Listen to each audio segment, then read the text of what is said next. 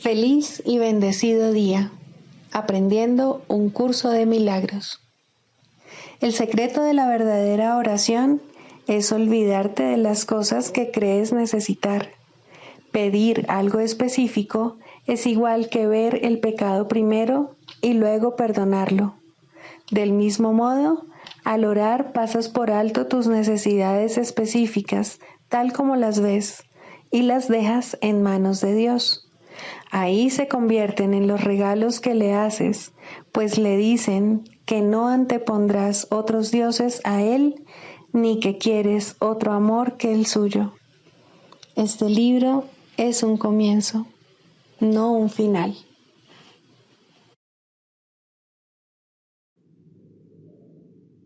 Del prefacio, que postula, párrafo 10. Lo opuesto a ver con los ojos del cuerpo es la visión de Cristo, la cual refleja fortaleza en vez de debilidad, unidad en vez de separación y amor en vez de miedo. Lo opuesto a oír con los oídos del cuerpo es la comunicación a través de la voz que habla en favor de Dios, el Espíritu Santo, el cual mora en cada uno de nosotros. Su voz nos parece distante y difícil de oír, porque el ego, que habla en favor del yo falso y separado, parece hablar a voz en grito. Sin embargo, es todo lo contrario.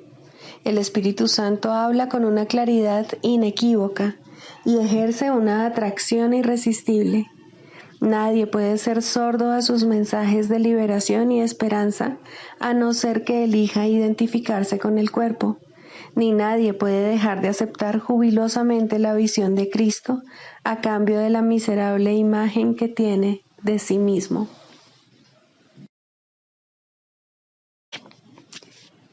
Introducción. Este es un curso de milagros. Es un curso obligatorio. Solo el momento en que decides tomarlo es voluntario.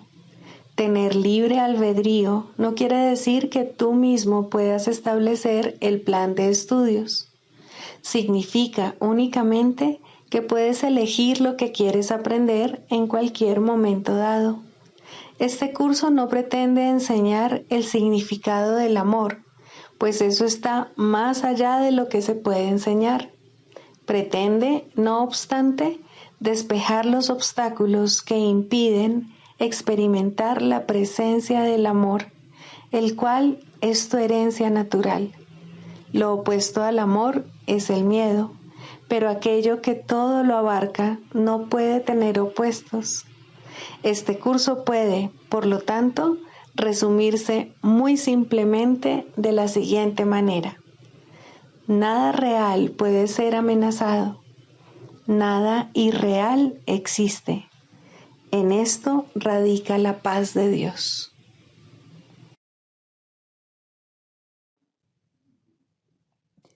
Capítulo 1.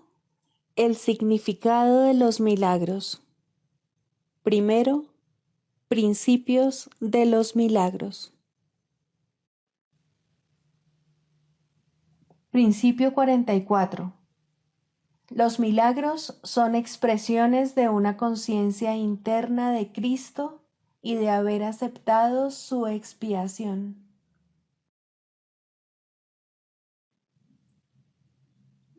Capítulo 12. El programa de estudios del Espíritu Santo. 6. La visión de Cristo. El ego está tratando de enseñarte cómo ganar el mundo y perder tu alma. El Espíritu Santo te enseña que no puedes perder tu alma y que no hay nada que ganar en el mundo, pues de por sí no da nada. Invertir sin recibir beneficios es, sin duda, una manera segura de empobrecerte, y los gastos generales son muy altos.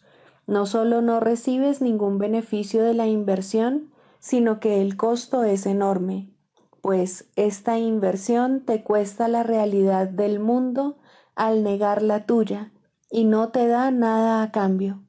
No puedes vender tu alma, pero puedes vender tu conciencia de ella.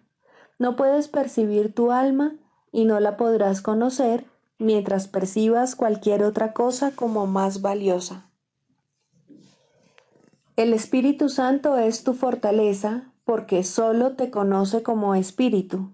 Él es perfectamente consciente de que no te conoces a ti mismo y perfectamente consciente de cómo enseñarte a recordar lo que eres. Puesto que te ama, te enseñará gustosamente lo que Él ama, pues su voluntad es compartirlo. Dado que se acuerda de ti continuamente, no puede dejar que te olvides de tu valía, pues el Padre jamás cesa de mantener vivo en Él el recuerdo de su Hijo, y el Espíritu Santo jamás cesa de mantener vivo en el Hijo el recuerdo de su Padre. Dios está en tu memoria por causa de Él. Tú decidiste olvidar a tu Padre, pero eso no es realmente lo que quieres hacer y, por lo tanto, puedes decidir de otra manera. Y tal como yo decidí de otra manera, tú también puedes hacerlo. Tú no deseas el mundo. Lo único de valor en él son aquellos aspectos que contemplas con amor. Eso le confiere la única realidad que jamás tendrá. Su valía no reside en sí mismo, pero la tuya se encuentra en ti. De la misma forma en que tu propia estima procede de extenderte a ti mismo, de igual modo la percepción de tu propia estima procede de extender pensamientos amorosos hacia el exterior. Haz que el mundo real sea real para ti, pues el mundo real es el regalo del Espíritu Santo. Por lo tanto, te pertenece.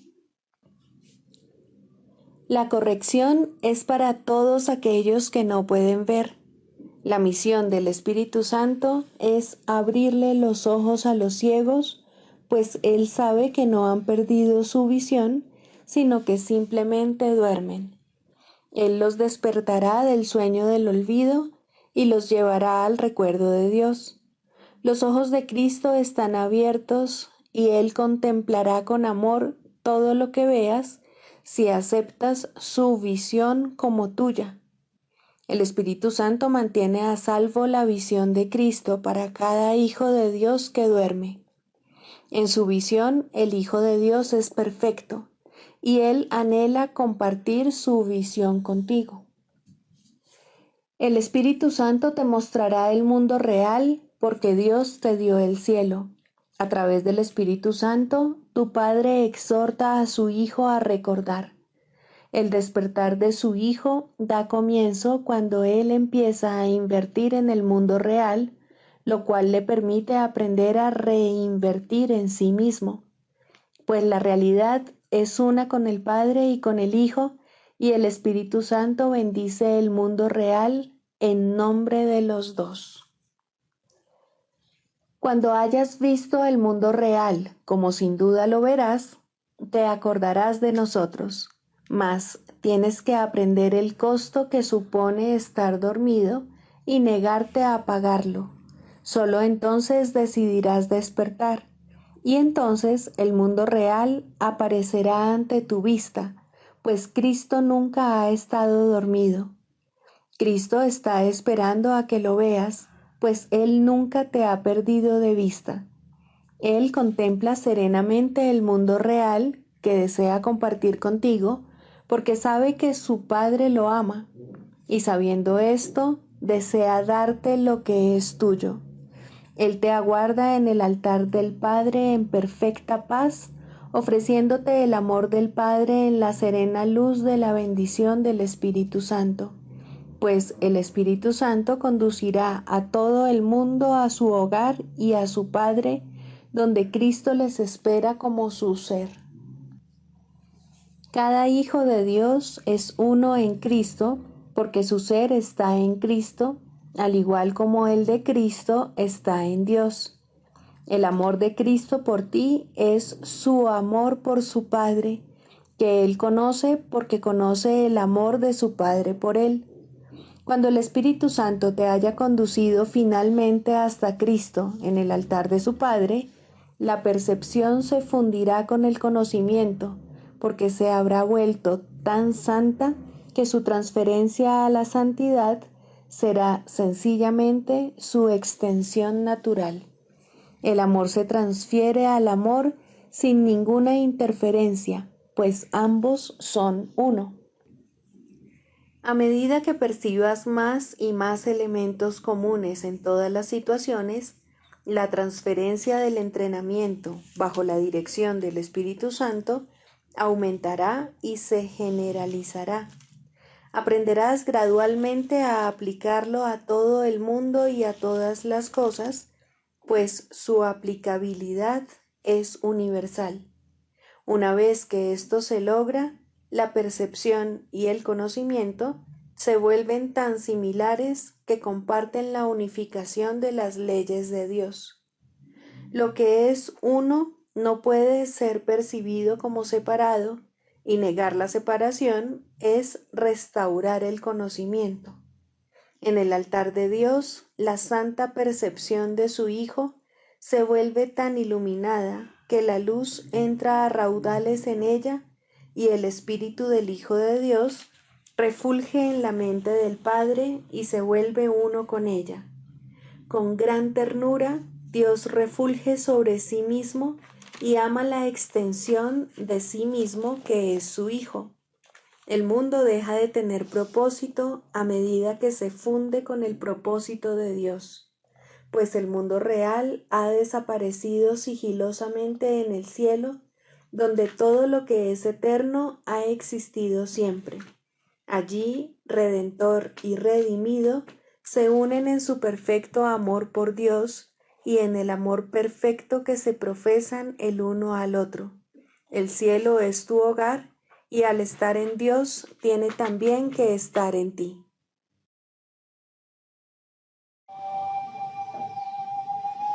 Libro de ejercicios, lección 167. Solo hay una vida y esa es la vida que comparto con Dios. No existen diferentes clases de vida, pues la vida es como la verdad, no admite grados. Es la única condición que todo lo que Dios creó comparte. Y al igual que todos sus pensamientos, no tiene opuesto. La muerte no existe porque lo que Dios creó comparte su vida. La muerte no existe porque Dios no tiene opuesto. La muerte no existe porque el Padre y el Hijo son uno. En este mundo parece haber un estado que es lo opuesto a la vida. Tú lo llamas muerte. Sin embargo, hemos aprendido que la idea de la muerte adopta muchas formas. Es la idea subyacente a todos los sentimientos que no son de suprema felicidad. Es la alarma a la que respondes cuando reaccionas de cualquier forma que no sea con perfecta alegría. Todo pesar, sensación de pérdida, ansiedad, sufrimiento y dolor, e incluso el más leve suspiro de cansancio, cualquier ligera incomodidad o fruncimiento de ceño, dan testimonio de la muerte. Por lo tanto, niegan que vives. Tú crees que la muerte es algo que solo tiene que ver con el cuerpo. Sin embargo, es solo una idea y no tiene nada que ver con lo que se considera físico. Los pensamientos se encuentran en la mente. Estos pueden entonces aplicarse según lo dicte la mente, y es en su punto de origen donde debe efectuarse el cambio si es que éste ha de tener lugar. Las ideas no abandonan su fuente. El énfasis que este curso ha puesto en esta idea se debe al papel central que ocupa en nuestros intentos de que cambies de parecer con respecto a ti mismo. Es la razón de que puedas curar. Es la causa de la curación. Es la razón de que no puedas morir. Su veracidad se estableció como uno con Dios. La muerte es el pensamiento de que estás separado de tu Creador. Es la creencia de que las condiciones cambian y de que las emociones varían debido a causas que no están bajo tu control, que no son obra tuya y que tú jamás puedes cambiar. Es la creencia fija de que las ideas pueden abandonar su fuente y adquirir cualidades que ésta no posee, convirtiéndose así en algo diferente de su origen, aparte de este en lo relativo a su naturaleza, así como en lo relativo al tiempo, a la distancia y a la forma. La muerte no puede proceder de la vida. Las ideas permanecen unidas a su fuente. Pueden extender todo lo que su fuente contiene. En este sentido, pueden ir mucho más allá de sí mismas, pero no pueden dar origen a lo que jamás se les dio. Tal como fueron concebidas, así será como ellas a su vez conciban. Tal como nacieron, así es como darán a luz. Y de allí, de donde provinieron, allí mismo regresarán. La mente puede pensar que duerme, pero eso es todo. No puede cambiar su estado de vigilia. No puede hacer un cuerpo ni tampoco habitar un cuerpo. Lo que es ajeno a la mente no existe porque no tiene una fuente. La mente crea todas las cosas que existen, pero no puede otorgarles los atributos que no posee, ni tampoco cambiar su propio estado eterno de plena conciencia. No puede dar lugar a lo físico. Lo que parece morir no es sino la señal de que la mente está dormida. Lo opuesto a la vida tan solo puede ser otra forma de vida. Como tal, se puede reconciliar con lo que la creó, porque no es realmente un opuesto. Su forma puede cambiar, así como aparentar ser lo que no es. Mas la mente es mente, tanto si está despierta como dormida. No es lo opuesto a nada que ella misma haya creado, ni a lo que parece hacer mientras cree estar dormida. Dios solo crea mentes despiertas. Él no duerme, y sus creaciones no pueden poseer algo que Él no les confiera, ni dar lugar a condiciones que Él no comparte con ellas. El pensamiento de muerte no es lo opuesto a los pensamientos de vida.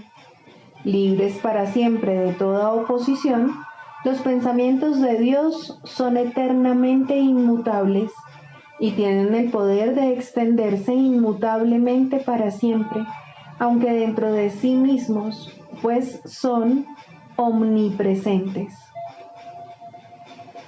Lo que parece ser lo opuesto a la vida es meramente un sueño. Cuando la mente elige ser lo que no es y asumir un poder que le es ajeno y que no posee, un estado foráneo al que no puede adaptarse o una condición falsa que no forma parte de su fuente, simplemente parece que se va a dormir por un rato y sueña al tiempo un intervalo en el que lo que parece acontecer en realidad nunca ha sucedido. Los cambios ocurridos carecen de fundamento y los acontecimientos que parecen tener lugar no están en ninguna parte. Cuando la mente despierta, sencillamente continúa siendo como siempre fue. Seamos hoy criaturas de la verdad y no neguemos nuestro santo patrimonio. Nuestra vida no es como nos la imaginamos. ¿Quién podría cambiar la vida solo porque cierre los ojos o porque haga de sí mismo lo que no es al estar dormido y ver en sueños algo opuesto a lo que él es? Hoy no pediremos la muerte en ninguna de sus formas. Tampoco dejaremos que ni siquiera, por un instante, cosas imaginarias que aparentemente se oponen a la vida, moren allí donde Dios mismo estableció el pensamiento de vida eterna. Hoy procuraremos mantener su santo hogar tal como Él lo estableció y como su voluntad dispone que sea eternamente. Él es dueño y señor de todo lo que hoy pensamos.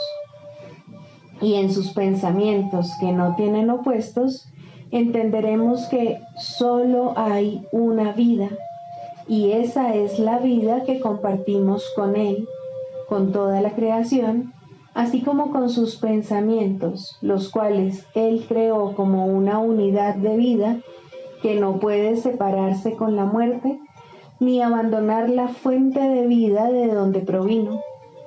Compartimos una sola vida, porque tenemos una sola fuente desde la que nos llega la perfección, la cual permanece por siempre en las santas mentes que Él creó perfectas. Somos ahora tal como siempre hemos sido y como seremos siempre.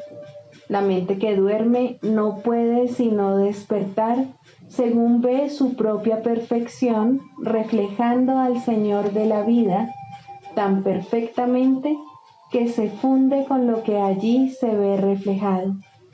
Y ahora ya no es un simple reflejo, sino que se convierte en aquello que refleja y en la luz que hace que el reflejo sea posible.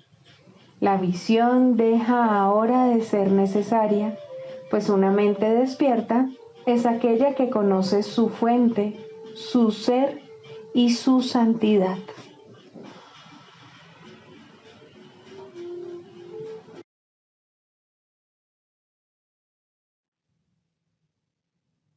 Del Manual para el Maestro, pregunta 4. ¿Cuáles son las características de los maestros de Dios? 6. Indefensión. Los maestros de Dios han aprendido a ser sencillos. No tienen sueños que tengan que defender contra la verdad. No tratan de forjarse a sí mismos. Su júbilo procede de saber quién los creó. ¿Y es acaso necesario defender lo que Dios creó? Nadie puede convertirse en un maestro de Dios avanzado hasta que no comprenda plenamente que las defensas no son más que absurdos guardianes de ilusiones descabelladas. Cuanto más grotesco es el sueño, más formidables y poderosas parecen ser sus defensas. Sin embargo, el Maestro de Dios acepta finalmente mirar más allá de ellas. Se da cuenta de que allí no había nada. Lentamente, al principio, permite que se le desengañe, pero a medida que su confianza aumenta, aprende más rápido. Cuando se abandonan las defensas, no se experimenta peligro. Lo que se experimenta es seguridad. Lo que se experimenta es paz. Lo que se experimenta es dicha. Y lo que se experimenta es Dios.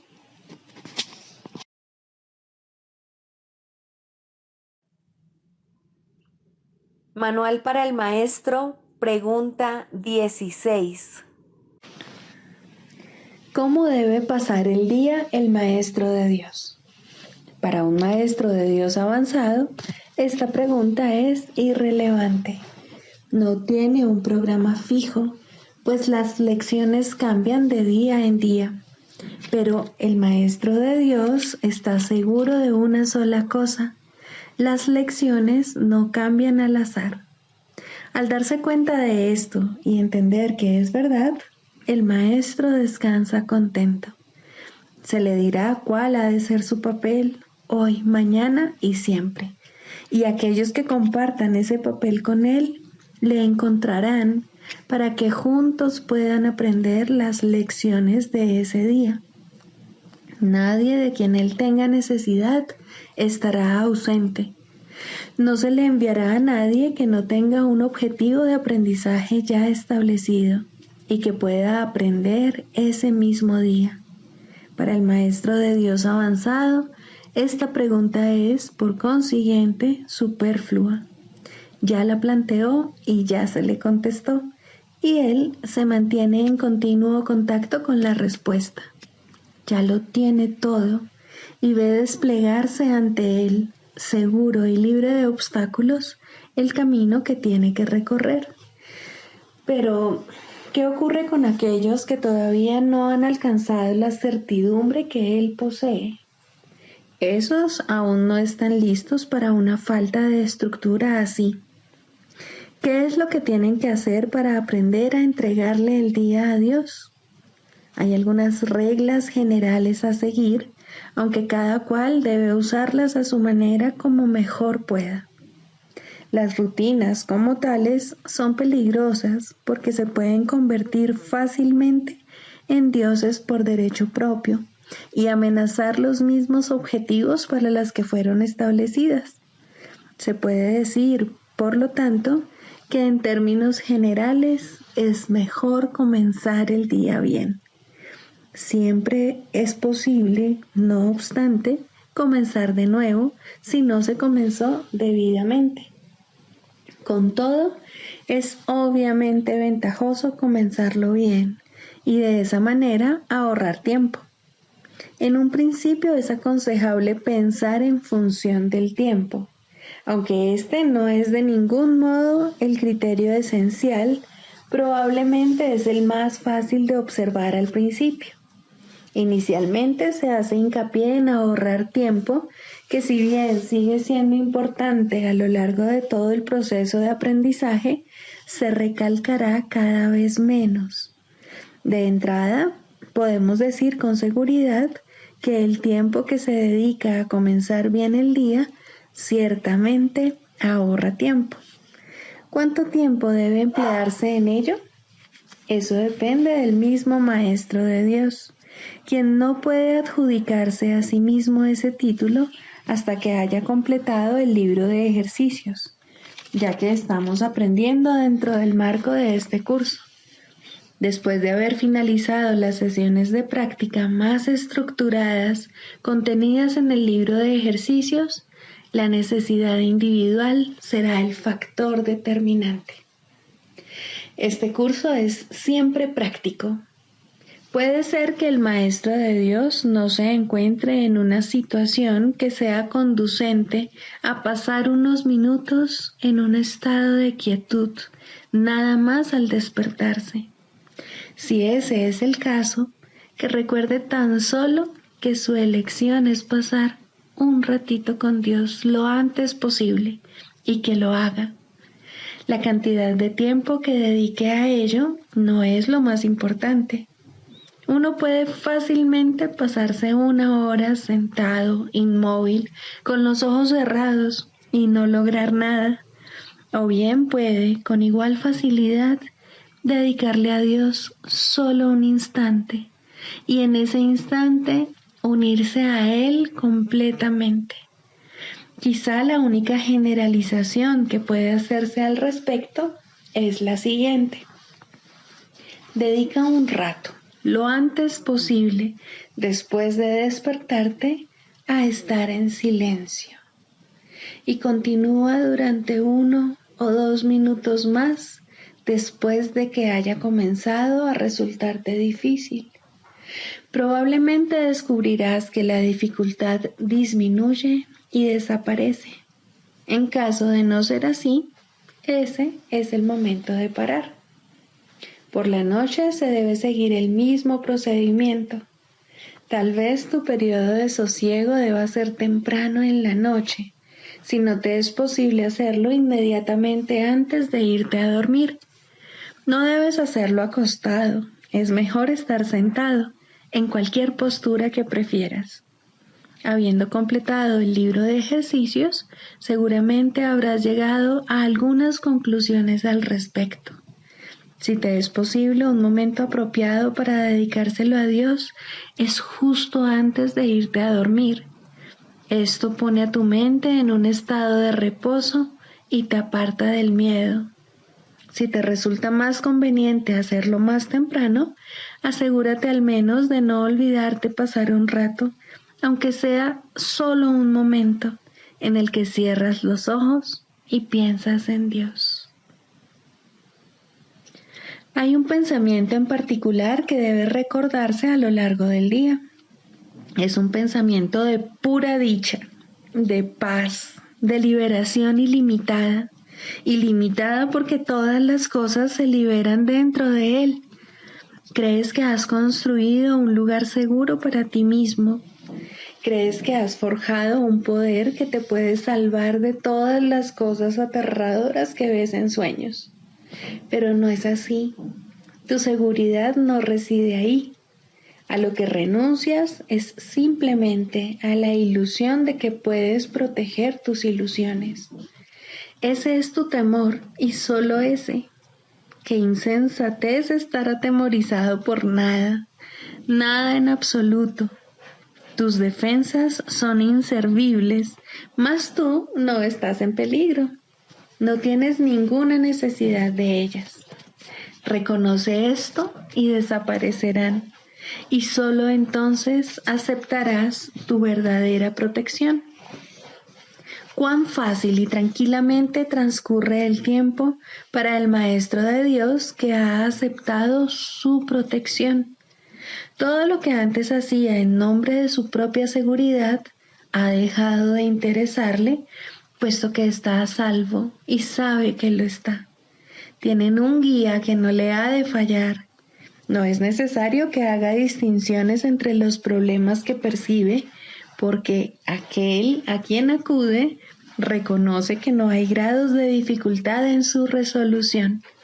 Está tan a salvo en el presente como lo estaba antes de que su mente aceptase las ilusiones, y como lo estará cuando las haya abandonado. Su estado no cambia con la ocasión o con el lugar, porque todas las ocasiones y todos los lugares son uno para Dios. En esto reside su seguridad. No tiene necesidad de nada más.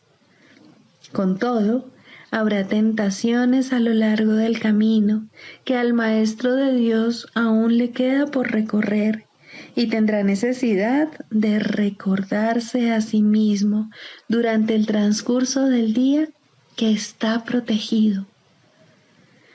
¿Cómo puede hacer eso? Especialmente en los momentos en que su mente está ocupada con cosas externas. Lo único que puede hacer es intentarlo, y su éxito dependerá de la convicción que tenga de que va a triunfar. Deberá tener absoluta certeza de que su éxito no procede de él, pero que se le dará en cualquier momento, lugar o circunstancia que lo pida. Habrá ocasiones en que su certeza flaqueará, y en el momento en que esto ocurra, el Maestro de Dios volverá a tratar, como antes, de depender únicamente de sí mismo. No olvides que eso es magia, y la magia es un pobre sustituto de la verdadera ayuda. No es suficientemente buena para el Maestro de Dios, porque no es suficientemente buena para el Hijo de Dios. Evitar la magia es evitar la tentación, pues toda tentación no es más que el intento de sustituir la voluntad de Dios por otra. Estos intentos pueden parecer ciertamente aterradores, pero son simplemente patéticos. No pueden tener efectos, ya sean buenos o malos, sanadores o destructivos, tranquilizadores o aterradores, gratificantes o que exijan sacrificio. Cuando el Maestro de Dios reconozca que la magia simplemente no es nada, habrá alcanzado el estado más avanzado. Todas las lecciones intermedias no hacen sino conducirle a este estado y facilitar el que este objetivo esté más cerca de reconocerse, pues cualquier tipo de magia, sea cual sea su forma, es simplemente impotente. Su impotencia explica por qué es tan fácil escaparse de ella. Es imposible que lo que no tiene efectos pueda aterrorizar. No hay nada que pueda sustituir a la voluntad de Dios. Dicho llanamente, a este hecho es al que el Maestro de Dios dedica su día. Cualquier otro sustituto que acepte como real tan solo puede engañarle, mas está a salvo de cualquier engaño si así lo decide. Quizá necesite recordar: Dios está conmigo, no puedo ser engañado. Quizá prefiera usar otras palabras, o solo una, o ninguna. En cualquier caso, debe abandonar toda tentación de aceptar la magia como algo verdadero y reconocer que no solo no es aterradora, ni pecaminosa, ni peligrosa, sino que simplemente no significa nada. Al estar arraigada en el sacrificio y la separación, que no son más que dos aspectos de un mismo error, el Maestro de Dios elige simplemente renunciar a todo lo que nunca tuvo, y a cambio de ese sacrificio, entre comillas, se le restaura el cielo en su conciencia. ¿No te gustaría un intercambio así? El mundo lo haría gustosamente si supiera que se puede hacer. Los maestros de Dios son los que deben enseñarle que sí se puede, y por lo tanto, su función es asegurarse de que ellos mismos lo hayan aprendido. No hay otro riesgo durante el día, excepto el de poner tu confianza en la magia, pues solo eso conduce al dolor. No hay más voluntad que la de Dios. Sus maestros saben que esto es así y han aprendido que todo lo demás es magia. Lo que mantiene viva la creencia en la magia es la ilusión simplista de que la magia da resultado. Los maestros de Dios deben aprender a detectar las diversas formas de magia a lo largo de todo su entrenamiento, cada día y cada hora, e incluso cada minuto y cada segundo, y a percibir el hecho de que no significan nada. Cuando se las deja de temer, desaparecen, y así se vuelve a abrir la puerta del cielo, y su luz puede volver a irradiar sobre la mente que se encuentra en paz.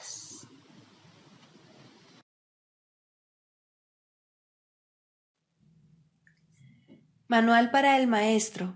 Clarificación de términos. 4.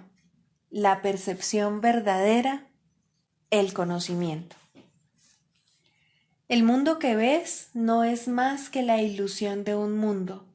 Dios no lo creó, pues lo que Él crea tiene que ser tan eterno como Él. En el mundo que ves, no obstante, no hay nada que haya de perdurar para siempre.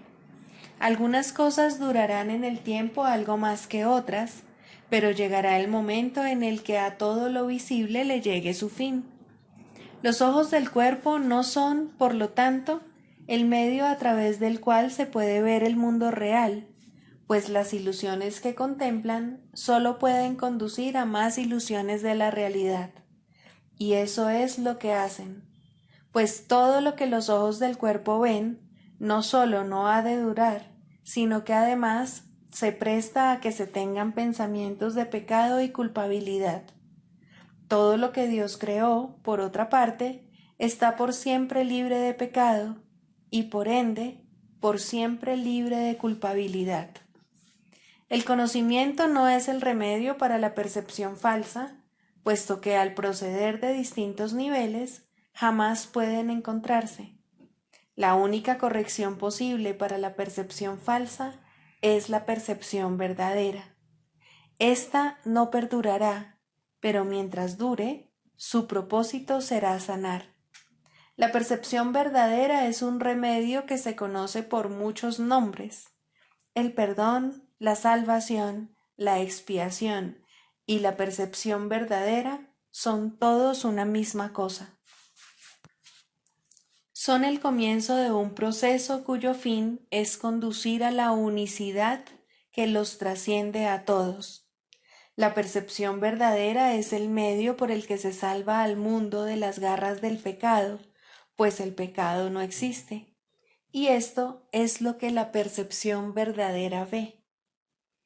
El mundo se yergue como un sólido muro ante la faz de Cristo, pero la percepción verdadera lo ve solo como un frágil velo, tan fácil de descorrer que no podría durar más de un instante. Por fin se ve el mundo tal como es, y ahora no puede sino desaparecer, pues en su lugar ha quedado un espacio vacío que ha sido despejado y preparado. Donde antes se percibía destrucción, aparece ahora la faz de Cristo, y en ese instante el mundo queda olvidado y el tiempo acaba para siempre al disolverse el mundo en la nada de donde provino. Un mundo perdonado no puede durar mucho. Era la morada de los cuerpos, pero el perdón mira más allá de ellos. En eso radica su santidad. Así es como sana. El mundo de los cuerpos es el mundo del pecado, pues sólo si el cuerpo existiese sería posible el pecado. El pecado acarrea culpabilidad tan irremediablemente como el perdón acaba con ella. Y una vez que ha desaparecido todo rastro de culpabilidad, ¿qué queda que pueda seguir manteniendo al mundo separado y fijo en su lugar? Pues la idea de lugar habrá desaparecido también junto con el tiempo. El cuerpo es lo único que hace que el mundo parezca real, pues, al ser algo separado, no puede permanecer donde la separación es imposible. El perdón prueba que es imposible porque no lo ve, y lo que entonces pasas por alto deja de ser comprensible para ti, tal como una vez estabas seguro de su presencia. Este es el cambio que brinda la percepción verdadera. Lo que antes se había proyectado afuera, ahora se ve adentro, y ahí el perdón deja que desaparezca. Ahí se establece el altar al Hijo, y ahí se recuerda a su Padre. Ahí se llevan todas las ilusiones ante la verdad y se depositan ante el altar. Lo que se ve como que está afuera no puede sino estar más allá del alcance del perdón, pues parece ser por siempre pecaminoso. ¿Qué esperanza puede haber mientras se siga viendo el pecado como algo externo? ¿Qué remedio puede haber para la culpabilidad? Mas, al ver a la culpabilidad y al perdón dentro de tu mente, estos se encuentran juntos por un instante, uno al lado del otro, ante un solo altar. Ahí, por fin, la enfermedad y su único remedio se unen en un destello de luz curativa. Dios ha venido a proclamar lo que es suyo. El perdón se ha consumado.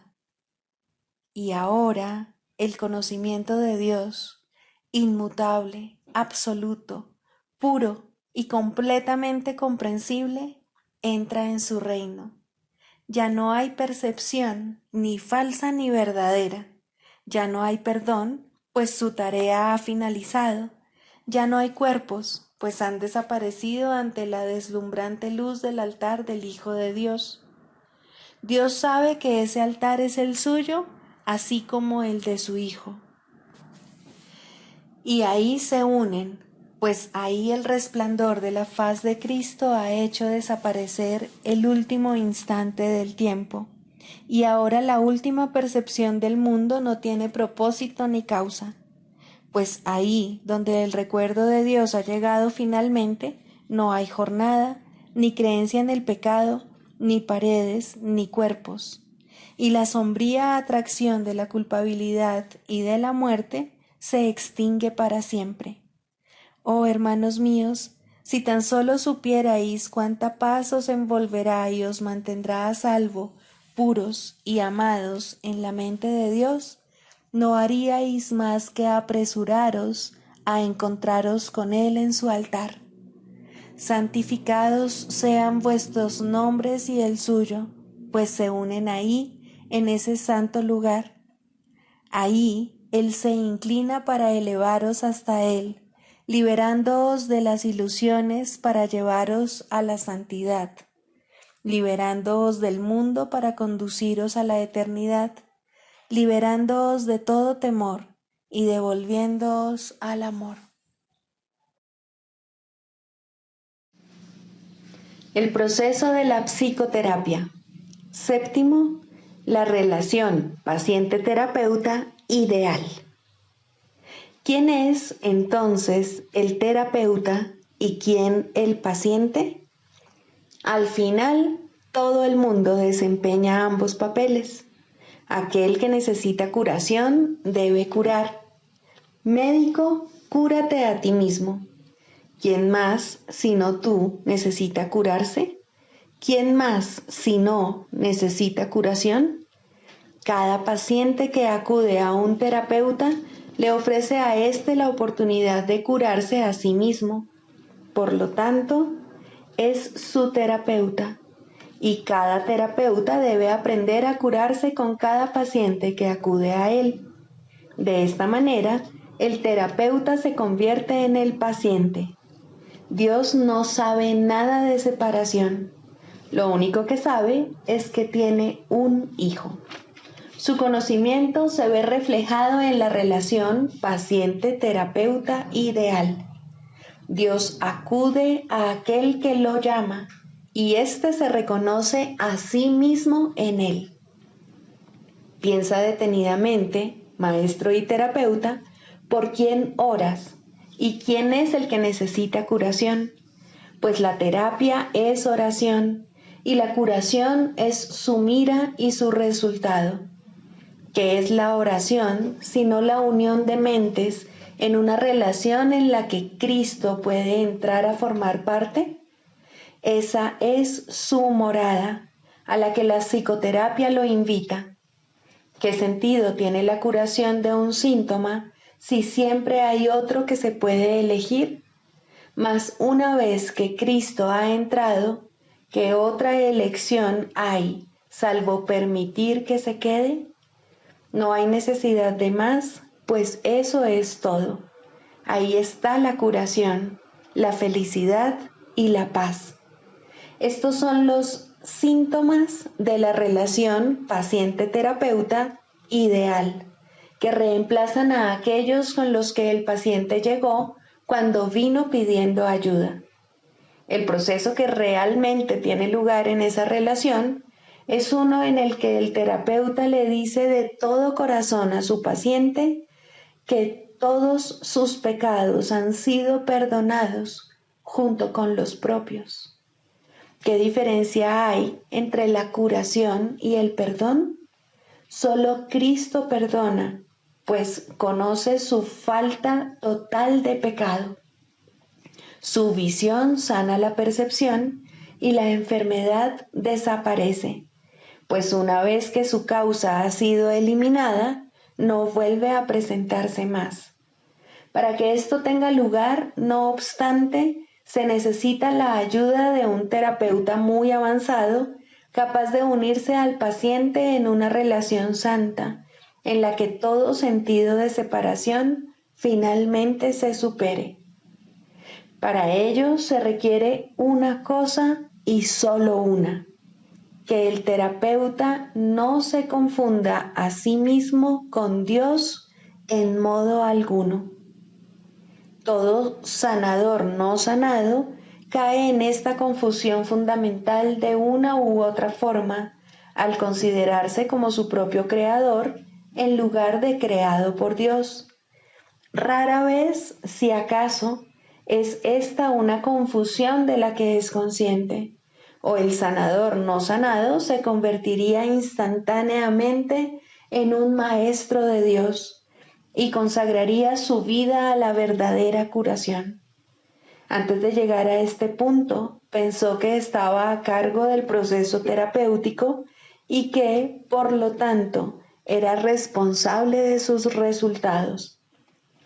Los errores del paciente se convirtieron así en sus fracasos, y la culpabilidad se convirtió en la cubierta, obscura y fuerte, de lo que debía ser la santidad de Cristo. La culpabilidad es inevitable para aquellos que se valen de su propio juicio al tomar decisiones. La culpabilidad es imposible para aquellos a través de los cuales habla el Espíritu Santo. Eliminar la culpabilidad es el verdadero objetivo de la terapia y el evidente objetivo del perdón. En esto su unicidad se puede apreciar claramente, mas ¿cómo podría experimentar el final de la culpabilidad quien se siente responsable de su hermano en el papel de guía suyo? Tal función presupone un conocimiento que nadie aquí puede tener, una certeza del pasado, del presente y del futuro, así como de todos los efectos que en ellos puedan ocurrir. Solo desde esta perspectiva omnisciente podría ser posible semejante función, mas ninguna percepción es omnisciente, ni es el diminuto yo de uno solo contra el universo capaz de asumir que posee tal sabiduría, excepto en la locura. Que muchos terapeutas están locos es obvio. Ningún sanador no sanado puede estar completamente cuerdo. No obstante, es tan demente negarte a aceptar una función que Dios te ha encomendado, como lo es inventar una que Él no te dio. El terapeuta avanzado en ningún caso puede dudar del poder que hay en él, ni tampoco de la fuente de ese poder. Comprende que todo poder en la tierra y en el cielo le pertenece por ser quien es. Y Él es quien es debido a su Creador, cuyo amor reside en Él y quien jamás puede fallar. Piensa en lo que esto significa. Los regalos de Dios son suyos para dar. Sus pacientes son los santos de Dios, quienes invocan su santidad para hacerla suya. Y según Él las concede, ellos contemplan la radiante faz de Cristo, que, a su vez, los contempla a ellos. Los dementes, al creer que son Dios, no temen ofrecer debilidad al Hijo de Dios, y por esa razón lo que ven en Él en verdad los atemoriza. El sanador no sanado no puede evitar sentir miedo de sus pacientes y sospechar de su lealtad por la traición que ve en sí mismo. Intenta curar y en ocasiones tal vez lo consiga. Su éxito será limitado y de corta duración. No ve el Cristo en aquel que acude a Él. ¿Qué respuesta puede dar aquel que parece un extraño, ajeno a la verdad y pobre en sabiduría, desprovisto del Dios que le debe ser dado? Contempla a tu Dios en Él, pues lo que ves será tu respuesta. Piensa en lo que en realidad significa la unión de dos hermanos. Y luego olvídate del mundo y de todos sus míseros triunfos, así como de sus sueños de muerte. Todos son uno y lo mismo, y ahora nada puede recordarse del mundo de la culpa. La habitación se transforma en un templo y la calle en un torrente de estrellas que, rozando suavemente, se desliza más allá de todos los sueños enfermizos. La curación se ha dado, pues lo que es perfecto no necesita curación. ¿Y que puede necesitar perdón allí donde no hay pecado? Siéntete agradecido, terapeuta, que puedes contemplar cosas como estas solo con entender tu verdadero papel. Si no lo haces, habrás negado que Dios te creó y por ende no sabrás que eres su hijo. ¿Quién es tu hermano ahora? ¿Qué santo puede venir para llevarte con él a casa? Has perdido el rumbo. ¿Cómo puedes ahora esperar ver en él una respuesta que te has negado a dar? Cura y cúrate. No hay otra alternativa que pueda jamás conducir a la paz. Deja entrar a tu paciente, pues viene a ti de parte de Dios. ¿No es acaso su santidad suficiente para despertar en ti tu memoria de Él?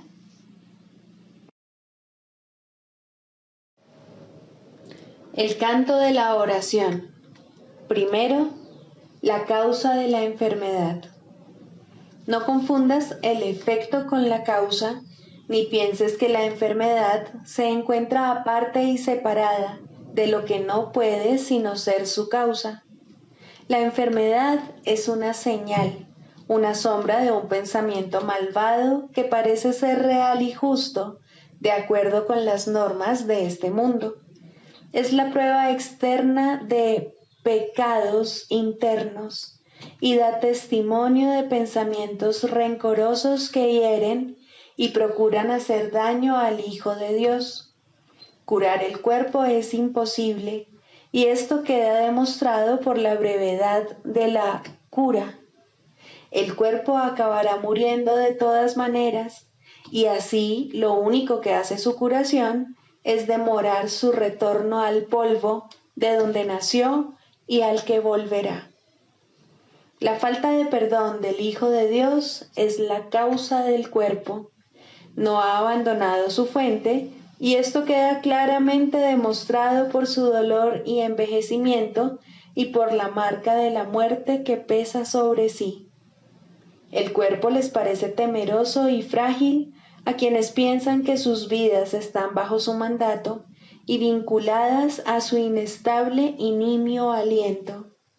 La muerte los contempla conforme cada momento que pasa se escapa irrevocablemente de sus avariciosas manos sin poderlos retener, y sienten miedo cuando se producen cambios en sus cuerpos y éstos enferman, pues sienten el fuerte hedor de la muerte en sus corazones. El cuerpo puede sanar como efecto del verdadero perdón. Solo eso puede traer el recuerdo de la inmortalidad, que es el don de la santidad y del amor. El perdón no puede sino ser concedido por la mente que comprende que debe pasar por alto todas las sombras que cubren la santa faz de Cristo, entre las cuales la enfermedad se debe considerar una de ellas. No es nada más que esto, la señal del juicio hecho de un hermano sobre otro hermano y del Hijo de Dios sobre sí mismo, pues ha condenado al cuerpo a hacer su prisión y olvidó que fue Él quien le adjudicó ese papel. Lo que el Hijo de Dios ha hecho, ahora Él mismo tiene que deshacerlo, pero no solo, pues se desprendió de la llave de la prisión, su santa impecabilidad y el recuerdo del amor de su Padre. No obstante, se le ha dado ayuda a través de la voz que su Padre puso en él. El poder de curar es ahora el don que le ha concedido su Padre, pues a través de su voz él puede llegar hasta su Hijo y recordarle que el cuerpo puede convertirse en su morada elegida, pero nunca será su hogar en verdad. Es necesario distinguir, por lo tanto, entre la verdadera curación y su defectuosa contraparte.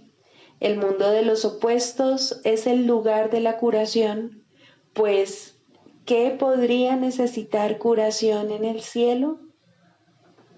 Tal como en el mundo, la oración puede pedir desacertadamente y la aparente caridad perdonar para matar. Así la curación puede ser tanto falsa como verdadera, testigo del poder del mundo o del eterno amor de Dios.